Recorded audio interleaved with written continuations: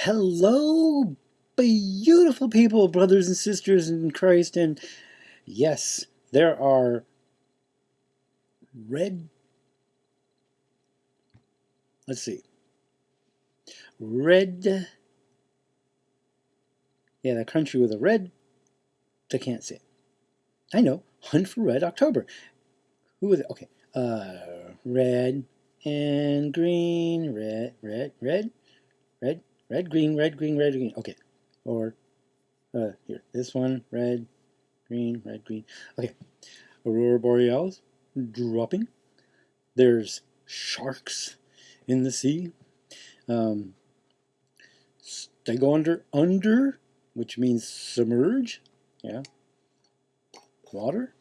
Uh, and marine life is underneath. So submarine. Hey, that makes sense, right? Okay.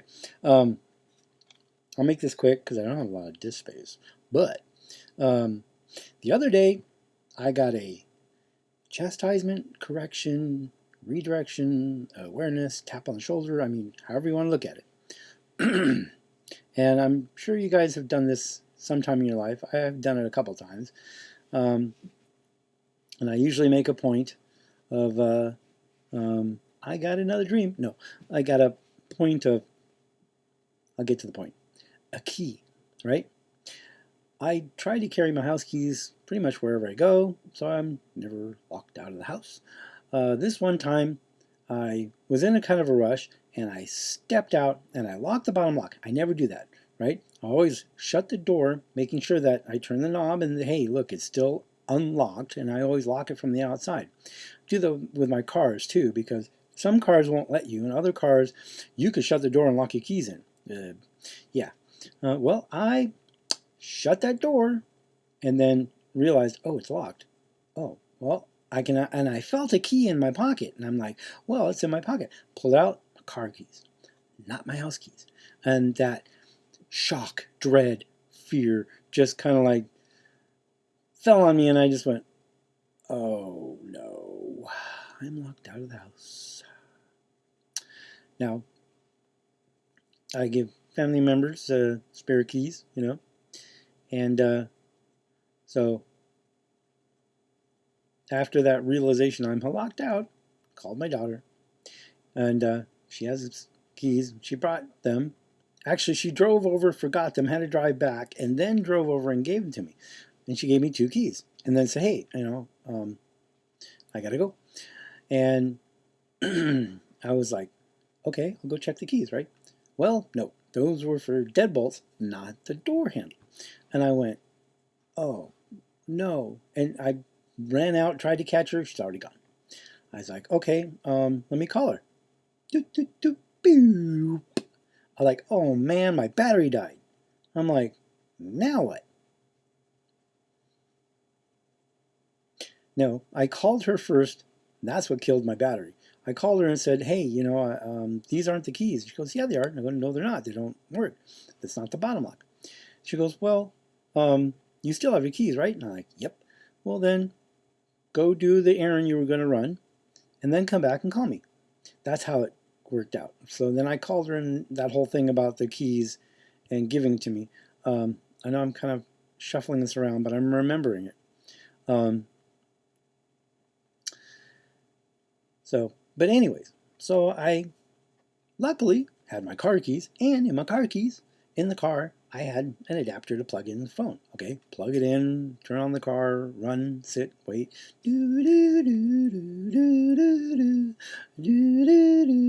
Okay, so after a long time, phone kind of went bing, and I went, oh yay, I got 1%. Okay, called her, right?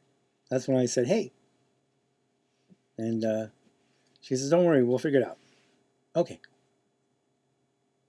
Turns out that there was a spare key to the bottom lock.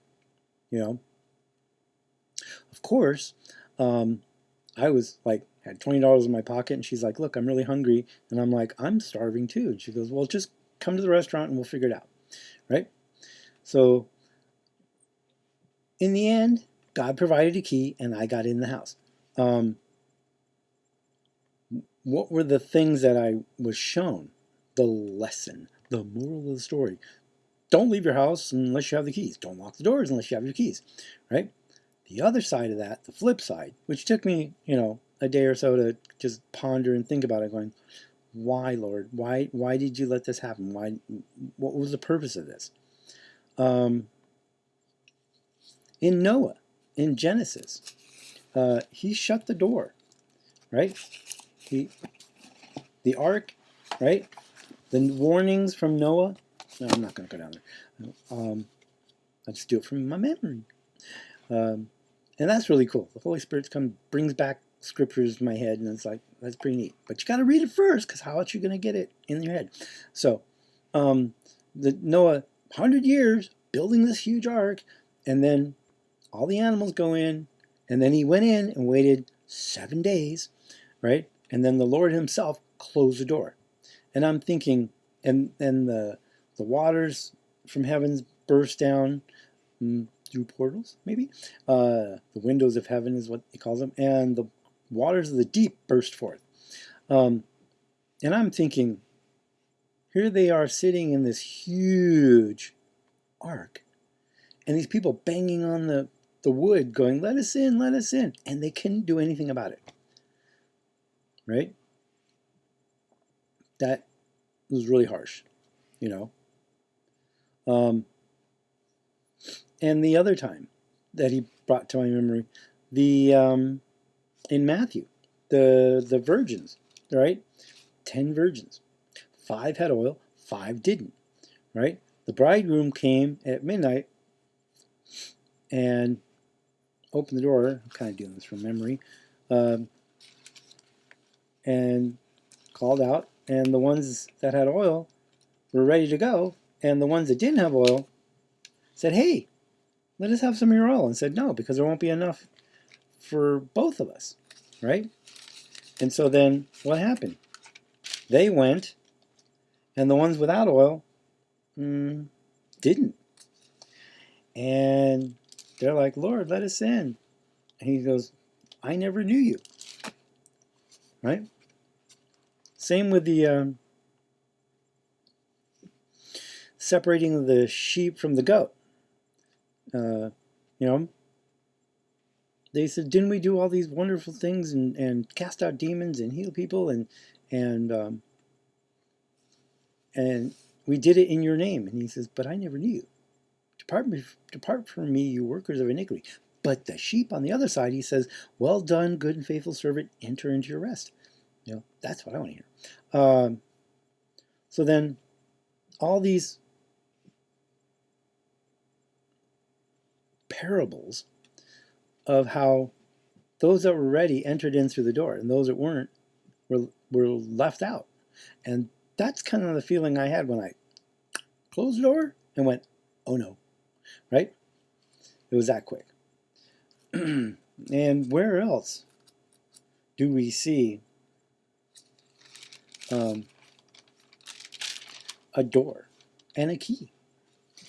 And a friend of mine reminded me, thank you, dear sister, that I had a dream where Jesus, YESHUA, was in my dream, and I was, you can go back and look at it.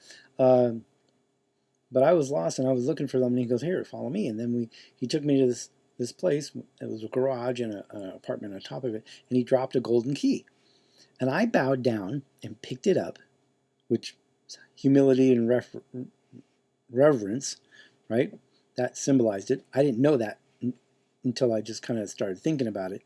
That I picked up the key. I go, here's your key you dropped. And he goes, no, it's yours. Keep it, right? And I'm not boasting or anything else. That was the dream, right? And 2 years ago or whatever, I found this wooden box, right? And I opened it up, and there was this old-fashioned key in it. I still have it, right? And so I get all these, like, hey, as time goes through, So the Church of Philadelphia, and this is in Revelations 3, verse 7. It says, and the angel of the Church of Philadelphia write, these things says he who is holy, he who is true, he who has the key of David. He opens and no one shuts, and he shuts and no one opens. Okay, who is true? Who is holy? I am the way, the truth, and the life. He's telling you. He is true, which means the truth. Okay, he has the key of David. Well, where's that in the Old Testament? Right?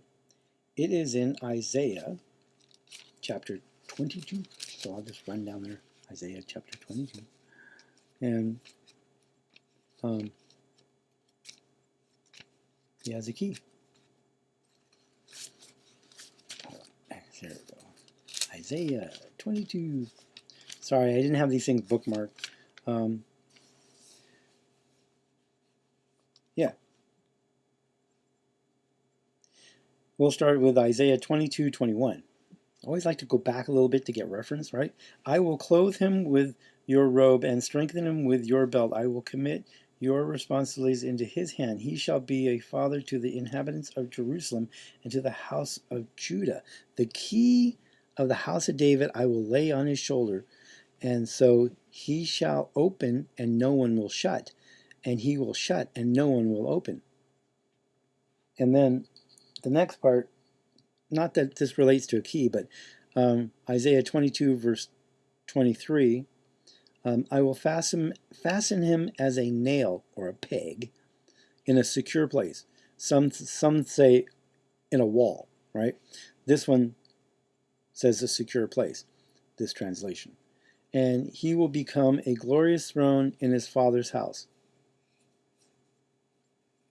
And the different translations talk about it differently, where he's going to be fastened to a peg or a nail into a secure place. Well, let's see, a nail on a cross, which is a piece of wood. Yep. He will become glorious. He will become a glorious throne into his father's house. That is Yeshua. That's Jesus, right? He's going to have the key of David. He shuts doors. He also opens doors, right? So that was kind of the the lesson I learned, that he has the authority and he's in complete control. And he does things to correct us, to teach us, and to give us a clue, a heads up, you know. The other thing that I realized was when the doors closed and I couldn't get in and I only had $20 and I wanted to, you know, I'm hungry and let's go eat, you know, my daughter was kind enough to say, I'll put it on the card, pay me back. I realized, oh my gosh, this is the black horse. And what do I mean by the black horse? There's the four horsemen, Revelations chapter 6, right? What does it mean? I'm locked out of the house. I only have so much cash on me, $20, right? And you're going to have to use plastic, meaning the economy is going to crash. You're going to be locked out of the system, and the only way that you can buy or sell is through this digital or plastic medium, right?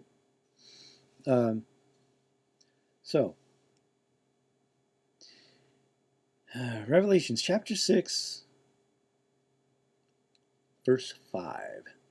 When I opened the third seal and I heard the third living creature say, now notice, the third seal and the third living creature, that's 33.